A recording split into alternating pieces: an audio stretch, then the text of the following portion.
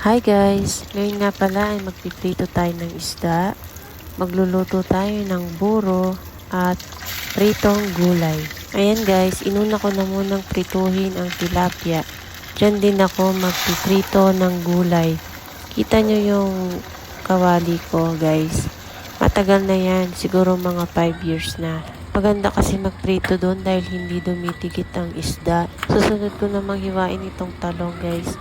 Ilalagay ko nga pala to sa buro na igigisa ko. Habang nagagayat ako nito guys, nagpiprito naman ako. At ito naman yung isusunod kong hiwain ay ang kamatis.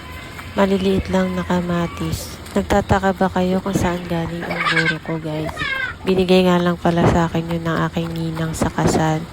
Thank you nga po pala sa binigay nyong buro dahil natatakam talaga ako sa buro. Medyo matagal na nga rin pala akong hindi nakakatikim ng buro. Dahil nung last ko pang tikim noon ay nung nagpunta kami na pasyal kami sa Tarlac. Kaso sobrang bilis lang namin noon. Ayan guys, at uumpisa na natin maggisa. Lagyan mo lang siya ng mantika. Yan, kahit hindi pa siya medyo mainit, nilagyan ko kasi nga ayokong masira yung kawali natin. Halo-halo lang konti. Tapos nilagyan ko na ng bawang. Yan, haluin mo ulit siya para mag-aroma yung ating bawang. Ang bango ng bawang, promise. And then, ilagay naman natin maya-maya yung, pag medyo brownish na siya, ilagay mo na yung sibuyas. And pagkalagay mo ng sibuyas, na medyo naging brown-brown na din siya. And mabango din yung amoy niya. Yan. Pagkatapos niyan, lagyan mo na ng luya. Yan, yung luya kahit ano lang, kahit mga konti lang siya. Ganyan lang kadami ng ating luya.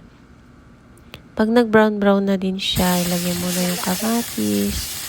Pagkalagay mo ng kamatis, ginagawa ko kasi dyan, takpan ko siya para lumambot yung kamatis. Ayan, takpan muna natin. Then, kapag alam mo na na medyo luto na yung kamatis, yan, pisain mo lang siya para yung katas ng kamatis ay lumabas yung katas ng kamatis. Ganyan lang siya. Then, halo-halo ulit.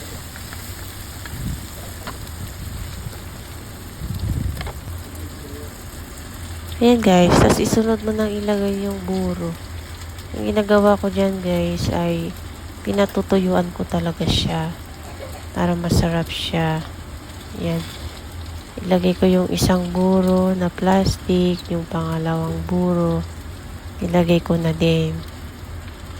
Tapos yan, halo-haloin mo ulit. Yan, pagkahalo mo, lagyan mo lang siya ng mga pampalasa niya. Konting pampalasa, tapos konting asin lang naman. So, wag nating alatan kasi pag nagluluto ako, hindi talaga maalat. Then yan, ito, magperito na tayo ng okra dito sa kabila. Yan, tapos na ako magluto ng isda. Prituin ko naman yung okra. Ayan guys, nakakainis lang kasi yung mantika na nabili ko. Dahil bumubula siya. Ewan ko ba dyan. Hindi ko tuloy makita kung luto na or hindi pa. Ayan guys, pakita ko lang sa inyo yung ulam namin today. Ayan. Pritong talong, pritong okra, isda at saka yung buro. Ayan guys, pag nakulo na yung buro, takpan. Then, hayaan lang siyang kumulo. Luto na yung okra natin guys. Ito naman yung talong naman na yun ay ilalagay ko yun sa buro. Pinrito ko muna siya bago ko siya ilagay sa buro. Then, pagtapos niyan, medyo matuyo-tuyo na siya, ay ilalagay ko na yung talong na pinrito natin. Yan, tapos halu-haluin ulit. Yun, pagka tapos na yan, okay na siya. Tikman nyo. Yan, okay na yan, pwede nang kainin. Yung asawa ko nga pala ay hindi kumakain ng buro kasi hindi siya hiyang sa ganyan.